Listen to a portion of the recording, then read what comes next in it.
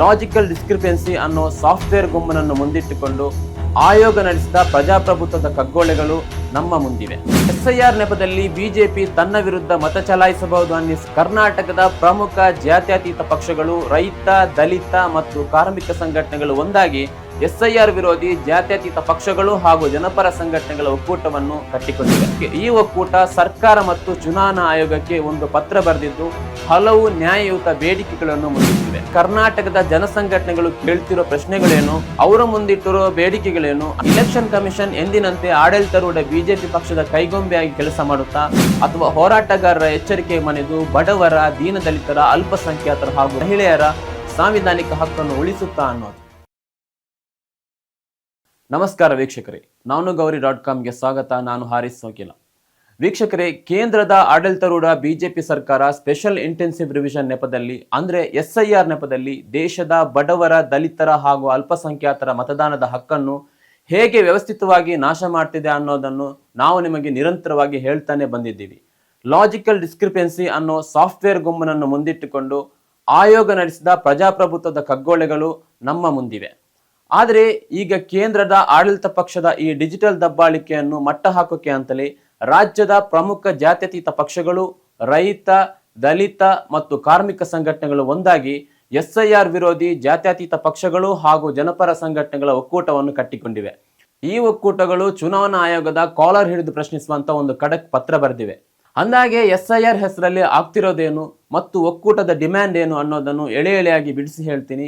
ಅದಕ್ಕೂ ಮೊದಲು ನೀವಿನ್ನು ನಾನು ಗೌರಿ ಯೂಟ್ಯೂಬ್ ಪೇಜ್ ಸಬ್ಸ್ಕ್ರೈಬ್ ಮಾಡಿಲ್ಲ ಅಂದ್ರೆ ಈ ಕೂಡಲೇ ಸಬ್ಸ್ಕ್ರೈಬ್ ಮಾಡಿ, ಹಾಗೆ ಬೆಲ್ ಐಕಾನ್ ಕ್ಲಿಕ್ ಮಾಡೋದನ್ನು ಮರಿಬೇಡಿ. ಸ್ನೇಹಿತರೆ, ಎಸ್ಐಆರ್ ನೆಪದಲ್ಲಿ ಬಿಜೆಪಿ ತನ್ನ ವಿರುದ್ಧ ಮತ ಚಲಾಯಿಸಬಹುದು ಅನ್ನಿಸಿ ಎಲ್ಲ ತಳ ಸಮುದಾಯಗಳ, ಅಲ್ಪಸಂಖ್ಯಾತರ ಮತದಾನದ ಹಕ್ಕನ್ನು ವ್ಯವಸ್ಥಿತವಾಗಿ ನಾಶ ಮಾಡ್ತಿದೆ ಅನ್ನೋ ಆರೋಪ ಬಹಳ ಗಟ್ಟಿಯಾಗಿ ಕೇಳಿ ಬರ್ತಿದೆ. ಈ ರೀತಿ ಅನ್ಯಾಯವಾಗಿ ಕರ್ನಾಟಕದ ಒಂದೇ ಒಂದು ಮತವು ಡಿಲೀಟ್ ಆಗಬಾರದು, ಒಬ್ಬನೇ ಒಬ್ಬ ಮತದಾರ ತನ್ನ ಸಾಂವಿಧಾನಿಕ ಹಕ್ಕನ್ನು ಕಳೆದುಕೊಳ್ಳುವಂತಾಗಬಾರದು ಅಂತಾನೆ ಕರ್ನಾಟಕದ ಪ್ರಮುಖ ಜಾತ್ಯತೀತ ಪಕ್ಷಗಳು, ರೈತ, ದಲಿತ ಮತ್ತು ಕಾರ್ಮಿಕ ಸಂಘಟನೆಗಳು ಒಂದಾಗಿ ಎಸ್ಐಆರ್ ವಿರೋಧಿ ಜಾತ್ಯತೀತ ಪಕ್ಷಗಳು ಹಾಗೂ ಜನಪರ ಸಂಘಟನೆಗಳ ಒಕ್ಕೂಟವನ್ನು ಕಟ್ಟಿಕೊಂಡಿವೆ. ಈ ಒಕ್ಕೂಟ ಸರ್ಕಾರ ಮತ್ತು ಚುನಾವಣಾ ಆಯೋಗಕ್ಕೆ ಒಂದು ಪತ್ರ ಬರೆದಿದ್ದು ಹಲವು ನ್ಯಾಯಯುತ ಬೇಡಿಕೆಗಳನ್ನು ಮುಂದಿಟ್ಟಿವೆ. ಈ ಪತ್ರದಲ್ಲಿ ಕರ್ನಾಟಕದ ಜನಸಂಘಟನೆಗಳು ಕೇಳ್ತಿರೋ ಪ್ರಶ್ನೆಗಳೇನು, ಅವರು ಮುಂದಿಟ್ಟಿರೋ ಬೇಡಿಕೆಗಳೇನು ಅನ್ನೋದನ್ನು ನೋಡೋಣ ಬನ್ನಿ. ಪಾಯಿಂಟ್ ನಂಬರ್ 1, ಲಾಜಿಕಲ್ ಡಿಸ್ಕ್ರಿಪೆನ್ಸಿ ಎನ್ನುವ ಅತ್ಯಂತ ಅವೈಜ್ಞಾನಿಕ, ಅವಾಸ್ತವಿಕ, ಅಪಾರದರ್ಶಕ ಹಾಗೂ ದುರುದ್ದೇಶಪೂರಿತ ವಿಧಾನವನ್ನು ಕರ್ನಾಟಕದಲ್ಲಿ ಯಾವುದೇ ಕಾರಣಕ್ಕೂ ಅಳವಡಿಸಬಾರದು. ಸ್ಪೆಲ್ಲಿಂಗ್ ಮಿಸ್ಟೇಕ್, ದಿನಾಂಕ ಇಂತಹ ಕ್ಷುಲ್ಲಕ ವಿಚಾರಗಳನ್ನು ಮತದಾರನ ಮುಂದಿಟ್ಟು ಮತದಾನದ ಹಕ್ಕಿನಿಂದ ಯಾರನ್ನೇ ಹೊರಗಿಡೋದು ಅಕ್ಷಮ್ಯ ಅಪರಾಧ. ಹೌದು, ಅಸಲಿಗೆ ಅಧಿಕಾರಿಗಳು ಮತ್ತು ಬೂತ್ ಲೆವೆಲ್ ಆಫೀಸರ್ಗಳು ಎಸ್ಐಆರ್ ಪ್ರಕ್ರಿಯೆಯ ವೇಳೆ ಪ್ರತಿಯೊಬ್ಬ ಮತದಾರನ ಮನೆಗೆ ಖುದ್ದಾಗಿ ಭೇಟಿ ನೀಡಿ ಮತದಾರನ ದಾಖಲೆಗಳನ್ನ ಪರಿಶೀಲನೆ ಮಾಡಬೇಕು. ಆದರೆ ಈ ಅಧಿಕಾರಿಗಳು ಕೇಂದ್ರ ಸರ್ಕಾರದ ಆಜ್ಞೆಯಂತೆ ಲಾಜಿಕಲ್ ಡಿಸ್ಕ್ರಿಪೆನ್ಸಿ ಎಂಬ ಸಾಫ್ಟ್ವೇರ್ ವಿಧಾನದ ಮೂಲಕ ಮತದಾರನ ಭವಿಷ್ಯ ನಿರ್ಧಾರ ಮಾಡ್ತಾ ಇದ್ದಾರೆ. ಮತದಾರನ ಡೇಟಾ ಮ್ಯಾಚ್ ಆಗ್ತಿಲ್ಲ, ಜನ್ಮ ದಿನಾಂಕ ಸರಿ ಇಲ್ಲ, ಸ್ಪೆಲ್ಲಿಂಗ್ ಮಿಸ್ಟೇಕ್ ಅನ್ನೋ ನೆಪವೊಡ್ಡಿ ಅವರ ಹೆಸರುಗಳನ್ನು ಲಿಸ್ಟ್ ನಿಂದ ತೆಗೆದುಹಾಕಲಾಗ್ತಿದೆ. ಈ ತಲೆಬುಡವಿಲ್ಲದ ವಿಧಾನವನ್ನು ವಿರೋಧಿಸಿ ಆಪ್ ನಾಟಕ ಬಿಡಿ, ಭೌತಿಕ ಪರಿಶೀಲನೆಯನ್ನು ಕಡ್ಡಾಯ ಮಾಡಿ ಎಂಬ ಬೇಡಿಕೆಯನ್ನು ಒಕ್ಕೂಟಗಳು ಚುನಾವಣಾ ಆಯೋಗದ ಮುಂದಿಟ್ಟಿದೆ. ಪಾಯಿಂಟ್ ನಂಬರ್ 2, ಮತದಾರರ ಪಟ್ಟಿ ಎಂಬುದು ಯಾವುದೋ ಒಂದು ರಹಸ್ಯ ದಾಖಲೆ ಅಲ್ಲ. ಅದು ದೇಶದ ಮತದಾರರ ಮುಕ್ತ ಪಟ್ಟಿ. ಕರಡು ಪಟ್ಟಿ ತಯಾರಾದ ನಂತರ ಯಾರ ಮತವನ್ನಾದರೂ ಸುಲಭವಾಗಿ ಹುಡುಕಬಹುದಾದ ಪಾರದರ್ಶಕತೆ ಇರುವ ರೀತಿಯಲ್ಲಿ ಅದನ್ನು ಕಂಪ್ಯೂಟರ್ ರೀಡಬಲ್ ಫಾರ್ಮ್ಯಾಟ್ ನಲ್ಲಿ ನೀಡಬೇಕು. ಹೌದು, ವೋಟರ್ ಲಿಸ್ಟ್ ಅನ್ನೋದು ಮತದಾರನ ಕೈಗೆ ಸಿಗದ ಗುಪ್ತ ಆಸ್ತಿ ಅಲ್ಲ. ವೀಕ್ಷಕರೇ, ನಮ್ಮ ಪ್ರಜಾಪ್ರಭುತ್ವದಲ್ಲಿ ವೋಟರ್ ಲಿಸ್ಟ್ ಅನ್ನೋದು ಪಬ್ಲಿಕ್ ಡಾಕ್ಯುಮೆಂಟ್. ಅದನ್ನು ಇಂಟರ್ನೆಟ್ ನಲ್ಲಿ ಯಾವುದೋ ಒಂದು ಮೂಲೆಯಲ್ಲಿ ಶೇಖರಿಸಿ ಬೇಕಿದ್ರೆ ನೀವೇ ಡೌನ್ಲೋಡ್ ಮಾಡ್ಕೊಳ್ಳಿ, ಚೆಕ್ ಮಾಡ್ಕೊಳ್ಳಿ ಅಂದ್ರೆ ಅನಕ್ಷರಸ್ಥರು ಎಲ್ಲಿಗೆ ಹೋಗ್ಬೇಕು ಎಂದು ಒಕ್ಕೂಟಗಳು ಚುನಾವಣಾ ಆಯೋಗಕ್ಕೆ ಬರೆದಿರೋ ಪತ್ರದಲ್ಲಿ ಎಚ್ಚರಿಕೆ ನೀಡಿವೆ. ಪಾಯಿಂಟ್ ನಂಬರ್ 3, ಮತದಾರರ ಪಟ್ಟಿಯನ್ನು ಅಂತಿಮಗೊಳಿಸುವ ಮುನ್ನ ಚುನಾವಣಾ ಆಯೋಗದ ಮ್ಯಾನ್ಯುವಲ್ ನಲ್ಲಿರುವ ನಿಯಮವನ್ನು ಕಡ್ಡಾಯವಾಗಿ ಪಾಲಿಸಬೇಕು. ಪ್ರತಿ ಗ್ರಾಮ ಪಂಚಾಯತಿ ಮತ್ತು ವಾರ್ಡ್ ಪ್ರದೇಶಗಳಲ್ಲಿ ಆ ಭಾಗದ ಮತದಾರರ ಕರಡು ಪಟ್ಟಿಯನ್ನು ಬಹಿರಂಗವಾಗಿ ಪ್ರಕಟಿಸಿ ಸಾರ್ವಜನಿಕ ಪರಿಶೀಲನೆಗೆ ಒಳಪಡಿಸಿ ಮುಕ್ತವಾದ ರೀತಿಯಲ್ಲಿ ಎಲ್ಲರ ಸಮ್ಮುಖದಲ್ಲಿ ತಿದ್ದುಪಡಿಗಳನ್ನು ಮಾಡಬೇಕು ಎಂಬ ಸಂದೇಶವನ್ನು ಒಕ್ಕೂಟಗಳು ಆಯೋಗಕ್ಕೆ ಸ್ಪಷ್ಟಪಡಿಸಿವೆ. ಕರಡು ಮತದಾರರ ಪಟ್ಟಿಯನ್ನು ಅಂದ್ರೆ ಡ್ರಾಫ್ಟ್ ಲಿಸ್ಟ್ ಅನ್ನು ಕಡ್ಡಾಯವಾಗಿ ಪ್ರತಿ ಗ್ರಾಮ ಪಂಚಾಯತಿ ಹಾಗೂ ವಾರ್ಡ್ ಕಚೇರಿಯ ನೋಟಿಸ್ ಬೋರ್ಡ್ ಮೇಲೆ ಎಲ್ಲರಿಗೆ ಕಾಣುವಂತೆ ಪ್ರದರ್ಶಿಸಬೇಕು. ಭೌತಿಕವಾಗಿ ರಶೀದಿ ನೀಡುವ ವ್ಯವಸ್ಥೆ ಜಾರಿಗೆ ತರಬೇಕು ಅಂತಲೂ ಒತ್ತಾಯಿಸಿವೆ. ಇನ್ನು ಈ ವಿಚಾರವಾಗಿ ಗ್ರೌಂಡ್ ಅಲ್ಲಿ ಏನಾಗ್ತಿದೆ ಅಂತ ನೋಡೋದಾದ್ರೆ, ಮತದಾರನಿಗೆ ಯಾವುದೇ ಮಾಹಿತಿ, ನೋಟಿಸ್ ಅಥವಾ ಕನಿಷ್ಠ ಒಂದು ಮೆಸೇಜ್ ಕೂಡ ನೀಡದೆ ಏಕಾಏಕಿ ಅವರ ಹೆಸರನ್ನು ಲಿಸ್ಟ್ ಇಂದ ತೆಗೆಯಲಾಗ್ತಿದೆ. ಅಧಿಕಾರಿಗಳದ್ದೇ ತಪ್ಪಿನಿಂದ ಅಥವಾ ಸಾಫ್ಟ್ವೇರ್ ಗ್ಲಿಚ್ ನಿಂದ ಹೆಸರು ಡಿಲೀಟ್ ಆದ್ರೂ ಕೂಡ ಬಡಪಾಯ ಜನರಿಗೆ ಅದನ್ನು ಸರಿಪಡಿಸಿಕೊಳ್ಳೋಕೆ ಅವಕಾಶವೇ ಸಿಗ್ತಾ ಇಲ್ಲ.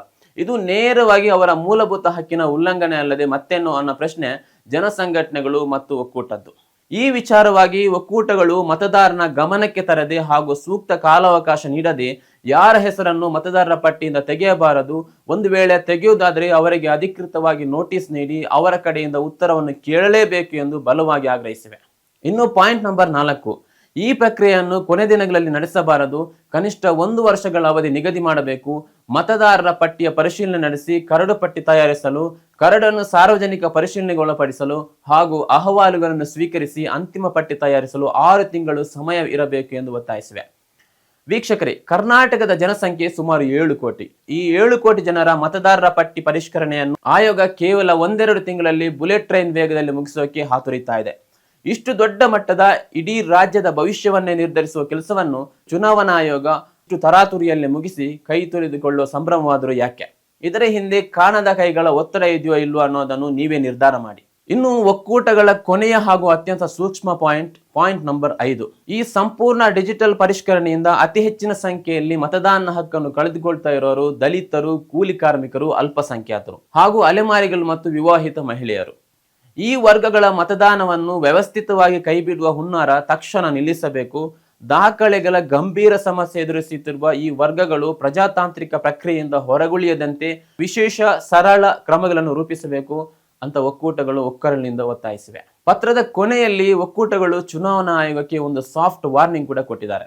ಮೇ 30ರಂದು ಸಲ್ಲಿಕೆಯಾಗಿರುವ ಈ ಪತ್ರದ ಬೇಡಿಕೆಗಳನ್ನು ಈಡೇರಿಸದಿದ್ದರೆ, ಈ ಡಿಜಿಟಲ್ ರಾಜಕೀಯವನ್ನು ನಿಲ್ಲಿಸಿ ಸರಿಯಾದ ಕ್ರಮದಲ್ಲಿ ಪರಿಶೀಲನೆ ಮಾಡದಿದ್ದರೆ ರಾಜ್ಯದಾದ್ಯಂತ ಕರ್ನಾಟಕದ ಪ್ರತಿರೋಧ ಅನ್ನೋ ಹೆಸರಲ್ಲಿ ಬೃಹತ್ ಜನಾಂದೋಲನ ರೂಪಿಸುತ್ತೇವೆ ಎಂಬ ಎಚ್ಚರಿಕೆಯ ಗಂಟೆಯನ್ನು ಬಾರಿಸಿವೆ. ಈಗ ಪ್ರಶ್ನೆ ಇರೋದು ಒಂದೇ, ಇಲೆಕ್ಷನ್ ಕಮಿಷನ್ ಎಂದಿನಂತೆ ಆಡಳಿತಾರೂಢ ಬಿಜೆಪಿ ಪಕ್ಷದ ಕೈಗೊಂಬೆಯಾಗಿ ಕೆಲಸ ಮಾಡುತ್ತಾ ಅಥವಾ ಹೋರಾಟಗಾರರ ಎಚ್ಚರಿಕೆ ಮನೆದು ಬಡವರ, ದೀನದಲಿತರ, ಅಲ್ಪಸಂಖ್ಯಾತರ ಹಾಗೂ ಮಹಿಳೆಯರ ಸಾಂವಿಧಾನಿಕ ಹಕ್ಕನ್ನು ಉಳಿಸುತ್ತಾ ಅನ್ನೋದು? ಒಟ್ಟಿನಲ್ಲಿ ಪ್ರಜಾತಂತ್ರ ವ್ಯವಸ್ಥೆಯಲ್ಲಿ ಪ್ರಜೆಗಳನ್ನೇ ಹೊರಗಿಟ್ಟು ಚುನಾವಣೆ ನಡೆಸೋಕೆ ನೋಡ್ತಿರೋ ಕೇಂದ್ರ ಸರ್ಕಾರದ ಕುತಂತ್ರ ರಾಜಕೀಯಕ್ಕೆ ಕರ್ನಾಟಕವು ಬಲಿಯಾಗುತ್ತಾ ಅಥವಾ ಅನ್ಯಾಯದ ವಿರುದ್ಧ ಸಿಡಿದು ನಿಂತಿರೋ ಕರ್ನಾಟಕದ ಜನಸಂಘಟನೆಗಳ ಧ್ಯೇಯಕ್ಕೆ ಜಯವಾಗುತ್ತಾ ಅನ್ನೋದನ್ನು ಕಾದು ನೋಡಬೇಕಾಗಿದೆ. ಇದೇ ಈ ಹೊತ್ತಿನ ಸುದ್ದಿ. ಸತ್ಯಾನ್ವೇಷಣೆಯ ಸುದ್ದಿಗಳಿಗಾಗಿ ನೋಡ್ತಾ ಇರಿ ನಾನು ಗೌರಿ.com.